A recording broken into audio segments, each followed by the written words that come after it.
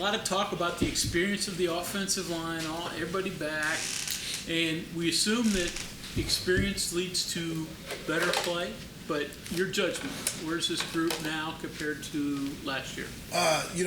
Definitely this time last year, very much improved. With like you said, just a lot of snaps and these guys trusting each other and seeing the same thing. It's just this position, it takes time to build, which nobody in this profession wants to give you. But we're building it, and we've had a really good spring so far. We had a great offseason. We've had a really good spring so far, and right now I've made some changes from last year, moved Wyatt over to the left side. He's really taken to that. Still a young player. He's still going to make some mistakes. Gamitter's really growing. Being a defensive guy, never really playing O-line until he got here. He's really growing and showing some signs of being a good player. And then Frazier is solid in the middle. Everything kind of revolves around him. Does a really good job in the middle. And then Doug Nestor has really come along this spring. With him having that cast on half the year, whether it was mental or whether it would really hurt him, he played way better when he got it off, second half.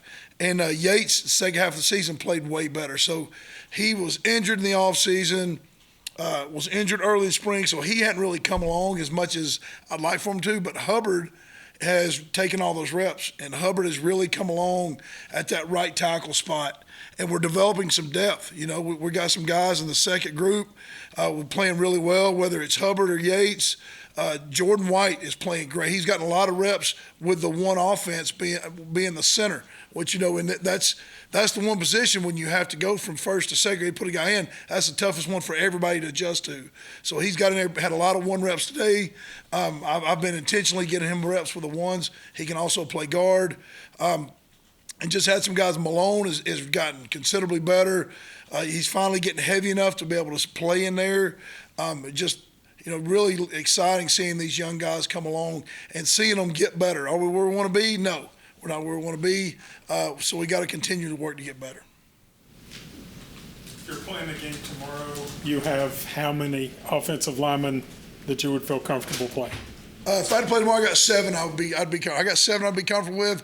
Like to get that number to 9 or 10 by the time August rolls around. We still got the 4 signees coming in. A couple of them are developmental. A couple of them are big enough if the game will slow down enough to maybe be a solid 2. But those guys will get all their reps in camp. You mentioned Malone. Seen him at guard a lot, but he's also played tackle. Is he just versatile enough to play everywhere, or are you trying to concentrate him on one spot over another? He can play. He does. He's a really smart player. He can play either guard and either tackle. He's moved around. He's athletic, so he's a huge part of that right there, where he can step in there and play either the right guard, right tackle, left guard, left tackle. Never had him snap. I'm trying to develop different positions. Yates can snap. I got Gamitter can snap. I got Jordan White can snap. So you can never have too many guys that can actually snap the ball and run the offense. You look back at your group last year. What were some of the things that you thought, as collectively, they struggled with that you've worked on this spring to be able to improve? Physicality, pad level, and that got better as the season went on.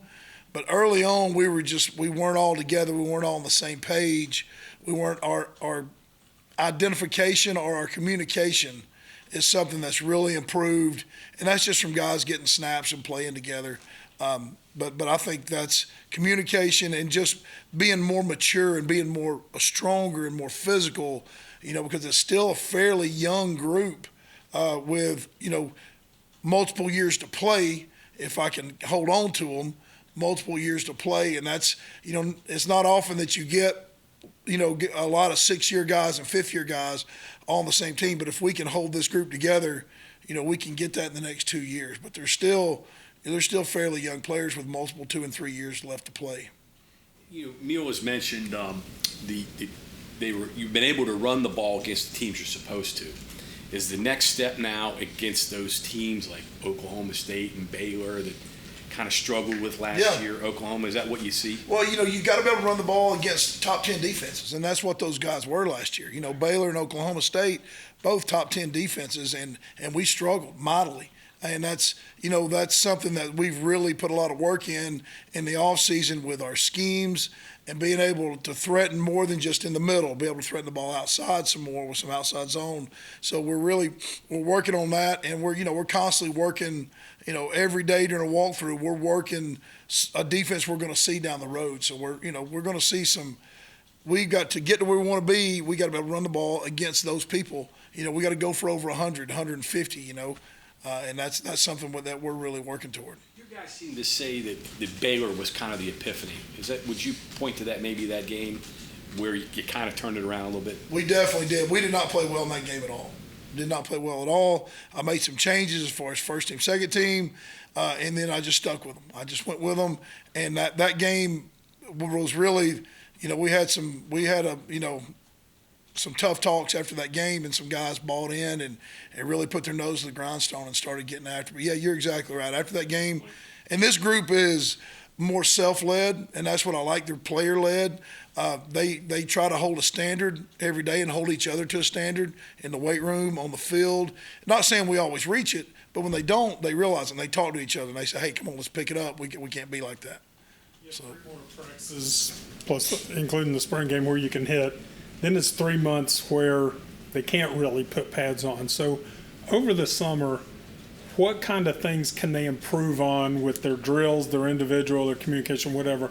What are the important things that they can work on, that they can improve when they're not out there hitting? Yeah, well, the number one thing over the summer is physically getting in the condition that you need to play a game and to play as hard as you can all 4 quarters.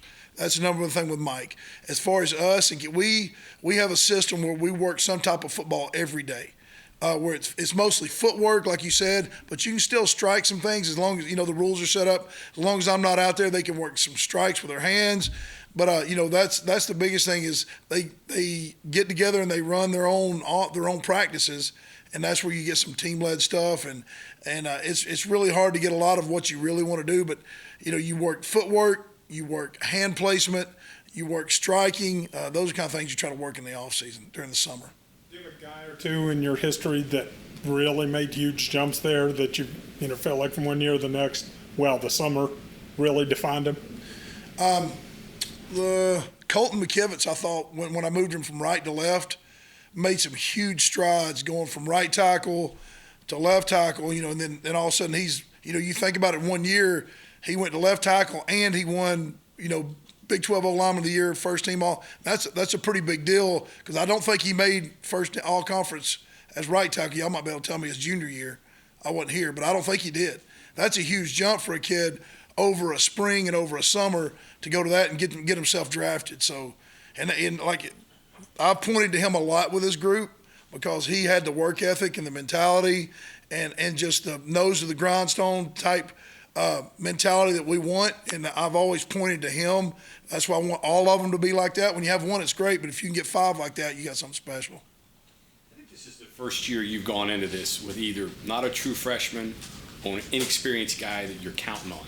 And if you have to play him this year, it's because there's an issue. Is that a different mindset for you going into this year, knowing that you've cut guys that know what they're doing now? Yeah, it is. It's the standards just set a lot higher.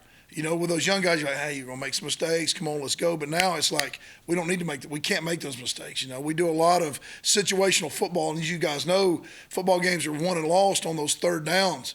And, when you're just rolling through practice and you're not doing the situations, I put a lot more pressure on them in those situations of like, hey, little things you can't miss as far as, with those young guys, you're just trying to keep them square and keep their eyes up. And now it's more about look at the stance of the 3 technique, look at the leverage of the linebacker. Now they're getting to where they can kind of go to the 400 and 500 level courses as opposed to just sticking that, hey, what's the play, which way's it going? That's the way it is when they're young like that. But now it's really nice of being able to hold these guys to a standard of understanding what the defense is trying to do to you. How much did you have to think about protecting those guys? Oh, yeah, all the time.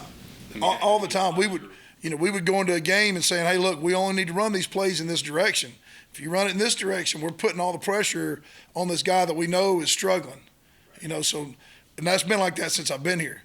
So I feel like now we're to the point now where we can just call the offense, So with that new offensive coordinator, some new parts to the scheme. Big differences, little differences for you? You know, guys? really for us, not big differences. Fortunately, the offense. I coached Graham in college. He played for me at Texas Tech, and the offense, the protections, the run game, really the protections are not much change for us at all. Maybe a word here and there, but they've already gotten used to that. So we hadn't changed our techniques. We hadn't changed our eyes. So for us, it's been a really smooth transition, and it's really simpler than what we were doing. So they've done a good job of really adapting to the new words. You mentioned the move of Wyatt to left. Explain that. Why? What do you think he does Well, better he's there? left-handed, first of all, which makes for a better left tackle. But like when he came in as a freshman, I knew having to play him as a true freshman was going to be difficult. But then if you move, he played right tackle all through high school. So if you move him and he has to play as a freshman, that's two big things he's got to overcome. So last year, Coach Brown really wanted to move him, but I said, Coach, we really need to keep him over here to keep us, because, playing tackle, especially in this league as a true freshman, confidence is huge. Because if you can think you're good, at least that's half the battle, right? So I kept him over there, but then I knew as soon as the season over, we're going to move him over, and we needed to move, those guys got to be able to work on both sides of the ball. So it was a great opportunity, and I was hoping it was going to work out, and he's really taken to it. And Yates is really taken to it, playing the right side. So really, and Hubbard, move both those to the right, and really we're better the way we are right now at this point than we were with them on the other side. Do you think we're taking Zach Frazier for granted? I know. I think we take it for granted every day. I think we watch film as coaches, and I see the stuff that he does. And we get a run and we hit it. I'm like, y'all don't understand what he just saw and what he just did and what the call he made to make things happen up front.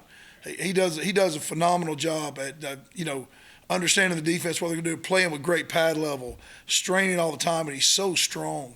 Until you go grab a hold of him, you don't understand how strong he is. But yeah, I agree. I think that kid is really, and he's so humble, and he works hard every day. He doesn't ever want, like me saying that, he's really like but he works hard every day, and he's the guy that sets the tone in the room to get the rest of the room to playing the way we are right now. Is it different? When your best offensive lineman's your center, as opposed to maybe a guard or a tackle, because he's handling the ball every play? He's the decision maker, so to speak, I guess, in some regards. Yeah, it definitely is, especially because everything builds off of what he calls, so it goes inside out. And if he can see what they're fixing to do and change something to where maybe the guy that we're going to block, we know he's going to go out of the box, and he changes it to the guy we know is coming in the box, that's where you get these huge runs where everybody's like, oh, man, they're gashing, It all goes back to him, making these changes and seeing the defense and the leverage and the safeties, and so many things are on him, and he enjoys it. Like, he wants it to be like that. He wants to do those things. So that's a huge part of it. Is he speaking up now a little bit more?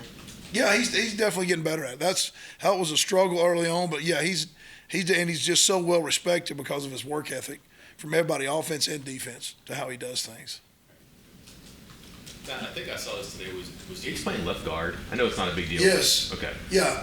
Yates moved into some left guard, and I think he had a pretty good practice. I think and he just did it early on in the first couple of drives, and that's kind of what he is, the way he's built, but he's really athletic. That's how he can play on the edge. So, I'm trying to prepare us for when things do happen in the season. When somebody does go down, maybe the backup isn't the answer. Maybe it's the guy that's the starting at this. You want to put your sixth best guy in. He may not be a guard, but you may be able to move somebody in there and then play him. You know what I mean? So I'm trying to get it where it's not just, hey, the second guy's the best one. The second guy may be the left guard, and I move him in, I was thinking back to maybe the first time that you talked to us many, many years ago, but you said you'd like to have guys who knew left tackle, left guard, right guard, as opposed to right tackle, left tackle, because they're familiar with that side. Does that still hold true, or is that? Well, yeah, but he played so much on the left side now. Since he played 2 seasons on the left side, he's gotten to the point now where he can flip-flop back and forth. Now, early on, I don't move him across the ball. But now these older guys, and they got to understand, and I talk to them like, if you ever want a chance to go play in the NFL and you're an offensive lineman, unless you're just a freak left tackle, you better be able to play everything else, because they're only gonna have about 8 in the 52-man roster, and if you're just, hey, I'm just a right guard, chances are you're not going to make the cut. So they're fine with that. They like moving around. They like being able to play both sides. They like being able to play guard and tackle. Because you have all these defensive backs moving around, and receivers learn different positions, and running backs learn how to play receiver, and a lineman's like, wait a minute, I'm an athlete. I can do stuff like that too. Do they? Yeah, they now you don't want to do that when they're young. They're not real big on it when they're young, and all of a sudden you're moving around. But now that Yates got some reps at center and one-on-one pass pro today, he looked great snaps. So he's kind of got that build on the next level where he's going to probably play inside. And I got to have him ready in case we need him inside. If he's the sixth best lineman, or if he's one of the five, or if Hubbard's the sixth, I got to be able to move Hubbs and move Yates around.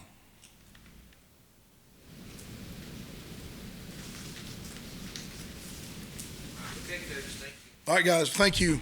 Y'all have a good evening.